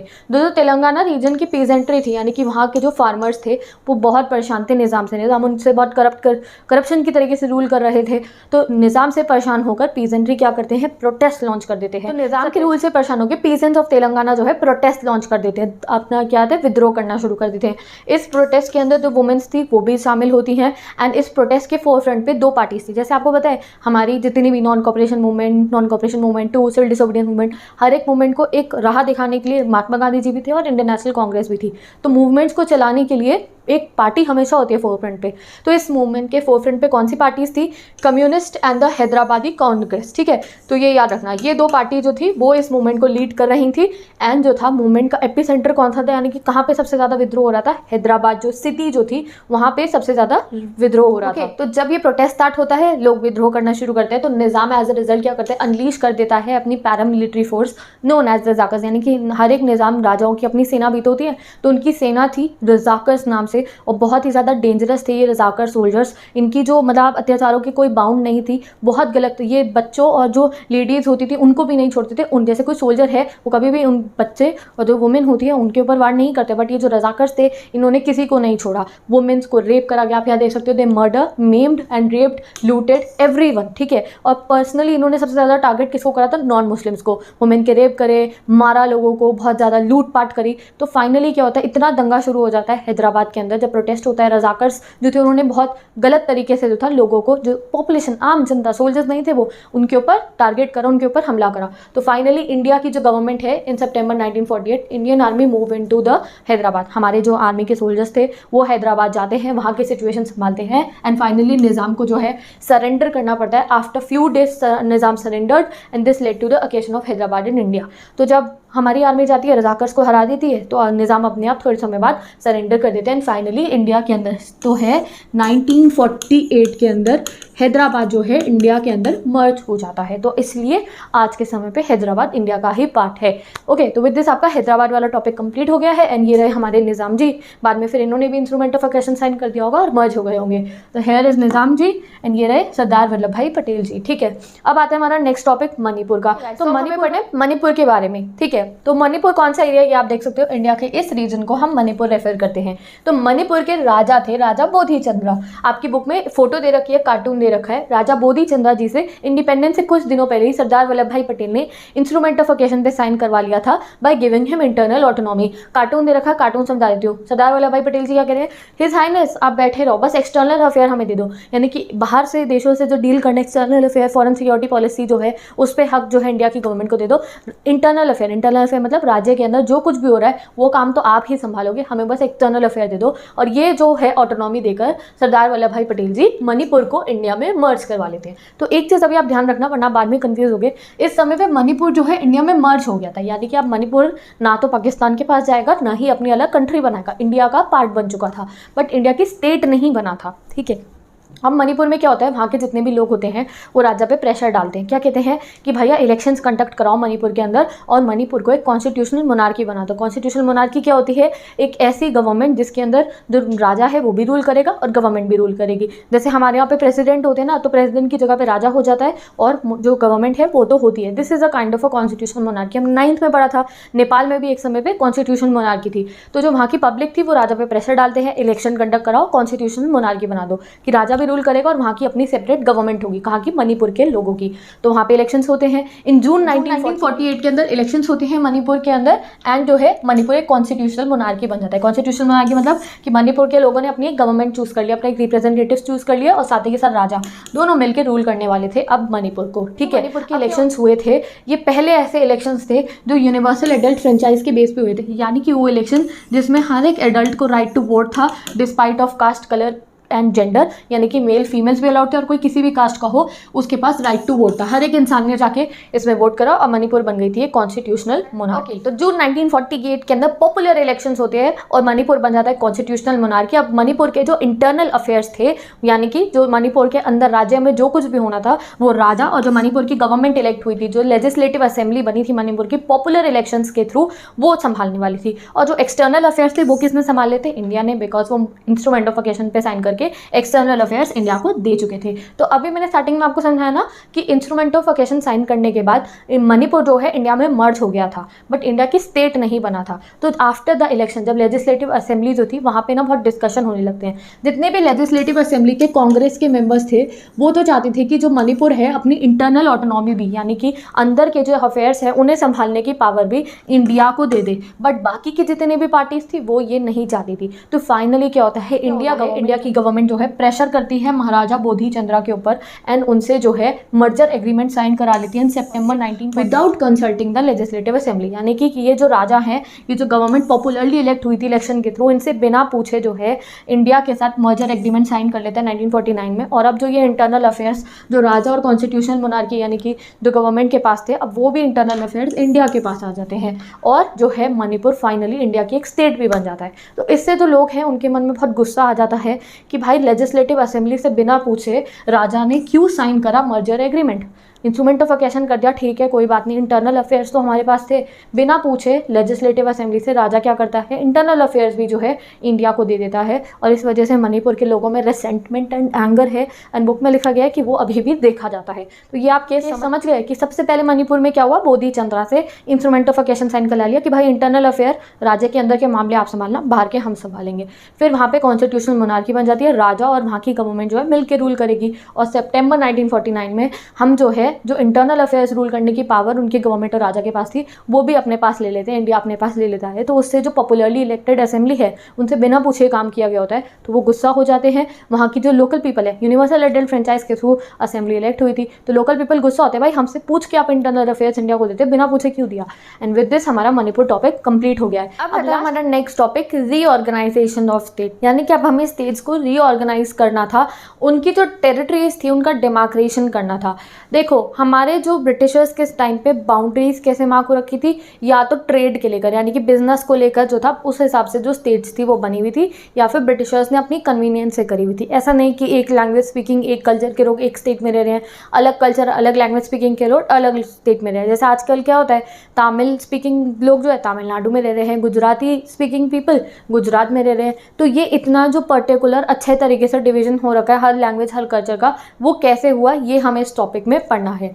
तो देखो, इंडिपेंडेंस से पहले जितने भी हमारे नेशनल स्ट्रगल हुए थे, उसमें जो नेशनल लीडर्स थे उन्होंने हर एक सिटीजन को विश्वास दिलाया था कि जब ये ब्रिटिशर्स चले जाएंगे तब हमें इंडिपेंडेंस मिल जाएगी। तो जो स्टेट्स हैं उनकी बाउंड्रीज को दोबारा मार्क करा जाएगा on the basis of language and culture. इसको बोला जाता है लिंग्विस्टिक एंड कल्चर प्लुरलिटी, यानी कि किया गया था सिटीजन्स को in the national freedom movement. Okay, ऐसे ही नागपुर सेशन जो हुआ था कांग्रेस का 1920, यानी कि बहुत पुराने समय में चले, तो अभी इंडिपेंडेंस नहीं मिली हमें। 1920 में जो नागपुर सेशन हुआ था कांग्रेस का, तो कांग्रेस ने खुद को भी लैंग्वेज के बेसिस पे डिवाइड कर रखा था। तो बिल्कुल प्रॉमिस हो रखा था कि भाई इंडिपेंडेंस के बाद जो है स्टेट की बाउंड्रीज दोबारा से रीऑर्गेनाइज तरीके से मार्क होंगी कि एक लैंग्वेज और एक कल्चर के लोग इकट्ठे मिलके खुशी से रहेंगे। बट आफ्टर द इंडिपेंडेंस जो है, ये जो इंडिपेंडेंस हुआ और हमारा पार्टीशन हुआ, ये सिचुएशन चेंज हो जाती है। जो हमारी इंडिया के जितने भी लीडर्स थे, अब उन्हें लगता है कि भाई हमें इस इशू को पोस्टपोन करना पड़ेगा। पहले हमें क्या प्रॉमिस था कि जैसे इंडिपेंडेंस मिलेगी फिर से रीऑर्गेनाइजेशन ऑफ द बाउंड्रीज होगी। बट जो हमारे जितने भी लीडर्स हैं वो कहते हैं कि हम इसको पोस्टपोन कर देंगे मैटर को। पहले तो वो पार्टीशन से डर गए थे, जब ये इंडिया और पाकिस्तान का पार्टीशन हुआ तो आपने देखा कितना दंगा हुआ, तो वो डर गए। दूसरी बात, जब प्रिंसली स्टेट्स को भी इंटीग्रेशन कराना था, बहुत मुश्किल काम था अभी हमारे सामने। एंड तीसरी चीज़ जो थी, हर एक लीडर को अब ऐसा लगने लग गया था कि अगर लैंग्वेज और कल्चर के बेसिस पे जो है डिवीज़न करने लग गए तो क्या होगा, डिसरप्शन होगा। और ऐसा ना हो कि एक लैंग्वेज की हमने स्टेट बना दी तो वो कहे हम अपनी अलग कंट्री बना रहे हैं। ये डर बैठ गया था मन के अंदर पार्टीशन देखने के बाद। और फाइनली एक और चीज़ थी, वो क्या कह रहे थे कि यार अगर अभी हम रीऑर्गेनाइजेशन ऑफ स्टेट करना स्टार्ट कर देंगे तो इकोनॉमी कौन संभालेगा इंडिया की। अभी तो हम इतनी बहुत ही मुश्किल हालत में थे, हम जैसे हमें इंडिपेंडेंस मिला तो क्या कहा गया कि अभी पहले इंडिया अपना इकोनॉमी संभालेगा, बाद में जो है लैंग्वेज के बेसिस पे स्टेट्स जो है वो बनाएगा। जैसे कि पंजाबी बोलने वाले को पंजाब बन जाएगा और तमिल स्पीकिंग एरिया के लिए तमिलनाडु का अभी रुक के करेंगे। बट पीपल जो है इस बात को नहीं मानते हैं और इंडिया के अंदर प्रोटेस्ट जो है वो लॉन्च हो जाता है। ओके, तो लीडर्स क्या कहते हैं, अभी इस काम को हम रुक के करेंगे, पोस्टपोन कर रहे हैं इस मैटर को, रीऑर्गेनाइजेशन ऑफ बाउंड्रीज लैंग्वेज के बेसिस पे रुक के करी जाएगी। बट इस डिसीजन को उनके चैलेंज करने आते हैं लोकल लीडर्स। जो लोकल लीडर्स थे वो क्या कहते हैं, नहीं भैया इस काम को तो अभी करना है। सबसे पहला जो मूवमेंट है वो लॉन्च होता है मद्रास प्रोविंस के तेलुगु स्पीकिंग एरिया में। अब यहाँ आप मद्रास प्रोविंस देखो, मैंने मैप लगाया है। मद्रास प्रोविंस जो है उसमें आज के डेट के तमिलनाडु भी आता था, आंध्र प्रदेश भी आता है, केरला भी आता है और कर्नाटका भी आता था। तो आप देख सकते हो ब्रिटिशर्स ने कैसा सिस्टम बना रखा था कि इतने सारे लैंग्वेजेस के लोग इतनी बड़ी एक स्टेट में रह रहे थे, तो भाई प्रॉब्लम्स तो आनी थी। तो यहाँ तेलुगु स्पीकिंग लोगों ने कहा कि भाई जल्दी से हम तेलुगु बोलने वालों के लिए एक आंध्र प्रदेश बना दो। तो उन्होंने अपना मूवमेंट लॉन्च करा जिसका नाम उन्होंने रखा विशाल आंध्रा मूवमेंट। और उन्होंने डिमांड करी कि जितने भी तेलुगु स्पीकिंग लोग हैं उनके लिए मद्रास प्रोविंस जो है ये उनके लिए अलग स्टेट बना दिया जाए जिसका नाम वो रखेंगे आंध्रा प्रोविंस या आंध्र प्रदेश रखेंगे। और जो मूवमेंट था ये मोमेंटम कैरिड करता है, यानी कि सारे तेलुगु स्पीकिंग लोग इकट्ठे आ जाते हैं और सेंट्रल गवर्नमेंट के खिलाफ जो है विद्रोह करना शुरू करते हैं कि जल्दी से आप करो, हमारे को जो है अपनी एक स्टेट बना दो हमारी तेलुगु स्पीकिंग लोगों के लिए। इस जो मूवमेंट है उसको जो लीड करते हैं उनका नाम क्या है, उनके लीडर का, एक कांग्रेस लीडर थे पोती श्रीरामुलु। ठीक है, ये जो थे ना गांधी जी के, इनको वेटरन गांधी बोले जाते हैं। गांधी जी के वेटरन गांधी थी, यानी कि ये गांधी जी के जो बताए हुए मार्ग थे उनके ऊपर चलते थे। तो ये क्या करते हैं, इनडेफिनेट फास्ट करते हैं गवर्नमेंट पे प्रेशर डालने के लिए कि मैं क्या कर रहा हूँ, भूख हड़ताल कर रहा हूँ, जब तक गवर्नमेंट आंध्रा प्रोविंस नहीं बना देती मैं कुछ नहीं खाऊंगा। तो पोती श्रीरामुलु 56 डेज तक फास्ट करते हैं। आप सुन भाई 56 दिन तक बिना खाए पिए रहते हैं। एंड फाइनली 56 डेज के बाद जो है इनकी डेथ हो जाती है और उससे वायलेंट आउटब्रेस्ट हो जाता है। अभी तक जो पीसफुली भी अगर कोई प्रोसेसन चल रहा था वो सब वायलेंट हो जाता है जब पोती श्रीरामुलु की डेथ हो जाती है और बहुत ज़्यादा प्रोटेस्ट दंगे शुरू होने लगते हैं। तो फाइनली जो पीएम है, प्राइम मिनिस्टर है, अनाउंस कर देते हैं formation of separate Andhra state, Andhra Pradesh form हो जाती है 1952 के अंदर। तो एग्जाम में क्वेश्चन आएगा डिफाइन विशाल आंध्रा मूवमेंट, तो उसमें सारा डायरेक्टली एक्सप्लेन करना है कि मद्रास प्रोविंस की तेलुगु स्पीकिंग एरियाज के लोगों ने कहा आंध्र प्रदेश बना दो। उनके लीडर कौन थे? पोती श्रीरामुलु। वो 56 दिन तक फास्ट करते हैं, उनकी डेथ हो जाती है। उनकी डेथ से वायलेंट हो जाता है मूवमेंट, तो गवर्नमेंट पे और प्रेशर आता है और गवर्नमेंट दिसंबर 1952 में आंध्र प्रदेश बना देती है। एंड अब उसके बाद क्या होता है, लेट्स सी। आंध्र प्रदेश के फॉर्मेशन से जो था, जो बाकी स्टेट्स थी, अब उनको भी लग गया कि भाई हमें भी अब लिंग्विस्टिक बेसिस पे अपनी बाउंड्रीज मार्क करवानी है, और हर एक स्टेट के अंदर प्रोटेस्ट अब शुरू हो जाता है। अलग अलग स्टेट्स के अंदर प्रोटेस्ट शुरू होता है और सब कहते हैं कि हमें जो है बाउंड्री हमारी मार्क करो on the basis of language. तो आप यहाँ देख सकते हो, ये है मद्रास प्रोविंस, ये इतनी बड़ी मद्रास प्रोविंस थी। अब यहाँ पे इसी रीजन में हमें पता है आंध्र प्रदेश आता है। विशाल आंध्रा मूवमेंट बहुत इंपॉर्टेंट टॉपिक है, डायरेक्ट एग्जाम में आपको क्वेश्चन आ सकता है, तो ये इसका आंसर यहाँ गिवन है, आप देख सकते हो नोट्स फॉर्म में।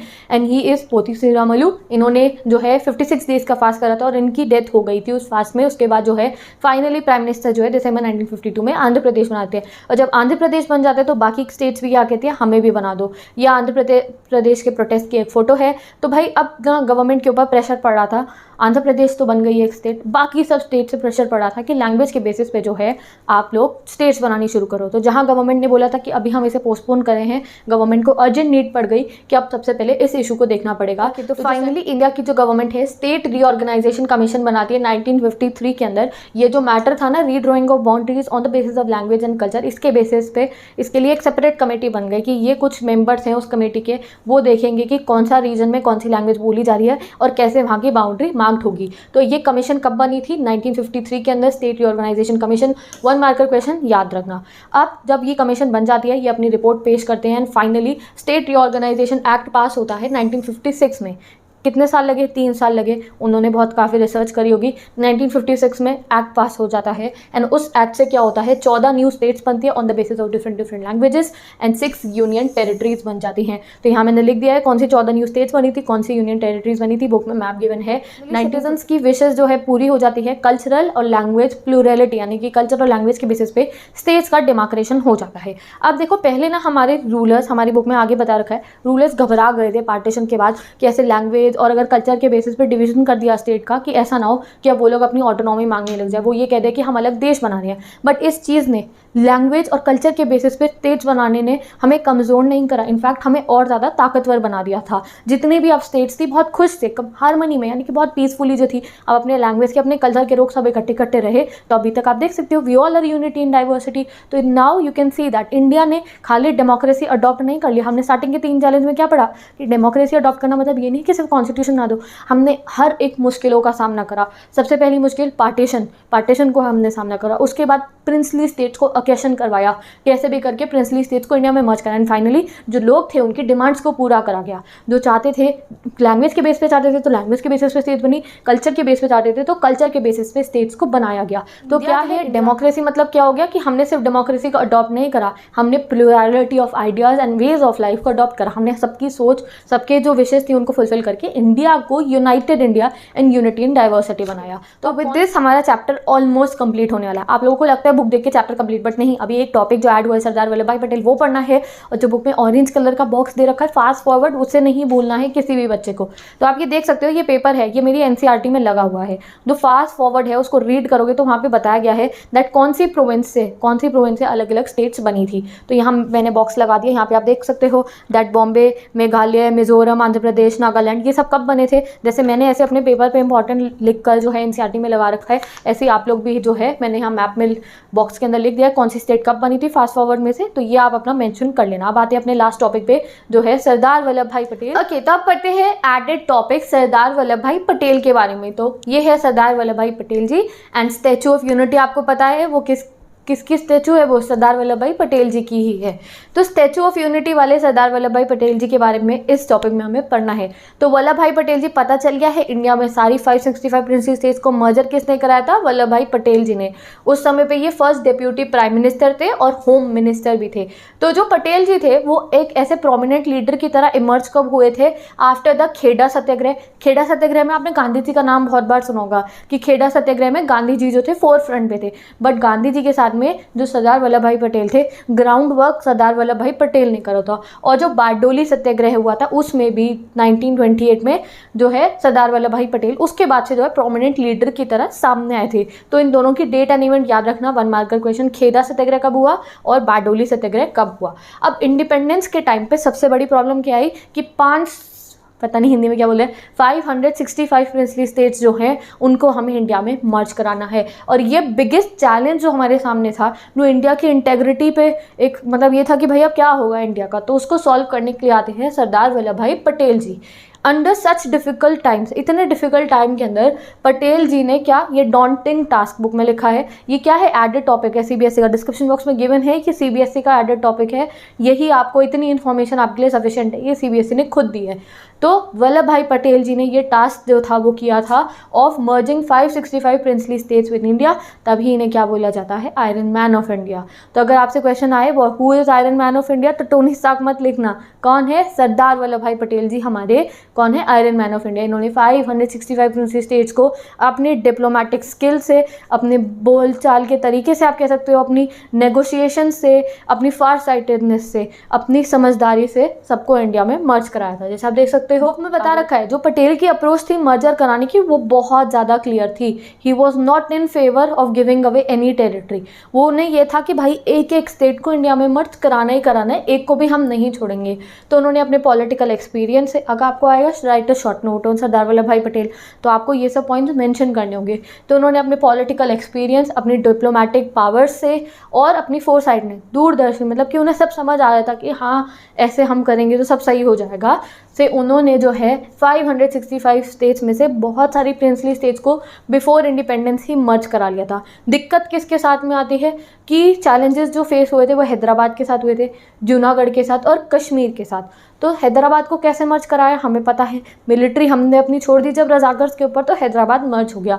जूनागढ़ में प्लेबिसाइड से हो गया। अब जम्मू एंड कश्मीर, ये देखो स्टैचू ऑफ यूनिटी, तो देखो जम्मू एंड कश्मीर के केस में जो थे वल्लभ भाई पटेल जी जो थे उनके विचार कुछ अलग थे, बाकी लीडर्स थे। वो क्या चाहते थे दैट जो जम्मू एंड कश्मीर है उसको भी मिलिट्री ऑपरेशंस के थ्रू जो है इंडिया में मर्ज करा लिया था। कश्मीर के बारे में आप रीजनल एस्पिरेशंस वाले चैप्टर में पढ़ने वाले हो तो वहाँ पे आपको डिटेल में पता चलेगा बट क्या हुआ था जम्मू कश्मीर के इशू में। बट देखो सरदार वल्लभ भाई पटेल जी क्या चाहते थे कि मिलिट्री ऑपरेशन के थ्रू, जैसे हैदराबाद का कैशन करा लिया ना, हैदराबाद में हमने अपनी मिलिट्री छोड़ी तो रजाकर्स और जो निज़ाम है उन्हें सरेंडर करना पड़ा एंड वो इंडिया में मर्ज हो गए। तो क्या चाहते थे सरदार वल्लभ भाई पटेल जी कि जो है मिलिट्री ऑपरेशंस के थ्रू जम्मू एंड कश्मीर को भी ऐड करा लिया जाए। जम्मू कश्मीर को वैसे कैसे ऐड कराया गया था, स्पेशल पावर्स देके, जो सब अब चेंज हो चुका है। तो ओके, तो विद दिस हमें समझ में आ गया दैट वल्लभ भाई पटेल जी की जो अप्रोच थी वो अलग थी कश्मीर को इंटीग्रेट कराने की, और कश्मीर इंटीग्रेट अलग तरीके से हुआ था। तो ड्यू टू वेरियस रीजन सरदार को की वजह से इंटीग्रेशन ऑफ कश्मीर जो था फुली नहीं करा पाए थे वल्लभ भाई पटेल जी इंडिया के साथ में। बट हाउएवर हम हमेशा सरदार वल्लभ भाई पटेल जी को अपने एस्टोनिशिंग लीडर की तरह जो है याद करते रहेंगे। एंड उनको क्या बोला जाता है इंडिया के अंदर, he is a true NCR of our political history. NCR मतलब ये ट्रू नेशनलिस्ट है, कैटलिस्ट है, रियलिस्ट है। तो नेशनलिस्ट तो पता है कि अपने देश के सबसे बड़े देशभक्त है। अब कैटलिस्ट कौन होते हैं ये आप मुझे कमेंट सेक्शन में बताओगे। This is your homework. तो with this I am ending this chapter. I hope आपको ये चैप्टर पूरा बहुत अच्छे से समझ में आ गया होगा। एक ही वीडियो में पूरा चैप्टर खल्लास हो चुका है आपका। कौन सा? Chapter 1 challenges of nation building. अब मैं मिलूंगी आपसे नेक्स्ट चैप्टर में प्लानिंग एंड डेवलपमेंट में। वैसे सारा कोर्स मैंने पढ़ा रखा है पॉलिटिकल साइंस का। I think this is the 3rd to 4th time I am teaching you guys again because I love humanities and I love you all. तो आई वॉन्ट दैट मेरे को सबसे पहले जो भी चैप्टर है तुम पढ़ोगे उसके बाद आगे का देखा जाएगा। तो all the humanity student don't forget to share this video with all your classmates. हम मैप भी करेंगे, रिविजन्स भी करेंगे। तो वी आर ह्यूमैनिटीज फैमिली। तो सबसे पहले सारे क्लासेस में इस वीडियो को शेयर करो। अब मैं मिलूंगी आपसे नेक्स्ट वीडियो में। If you have any query related to humanities ask down in the comment section. आपका टाइम टेबल, आपकी स्पेसिफिक अप्रोच कैसे पढ़ना है 12th में 11th में, सब कुछ गिवन है डिस्क्रिप्शन बॉक्स में। Economics, English, history, geography, sociology and even psychology also I'll teach this year. So everything will be provided to you humanities class 12th. तो डिस्क्रिप्शन बॉक्स में प्लेलिस्ट देखो। Eco, political, geography, sociology तो है, तो जाओ जाके पढ़ना शुरू करो। हिस्ट्री भी है, इंग्लिश भी है, जाके पढ़ना शुरू करो। And I will meet you in the next video.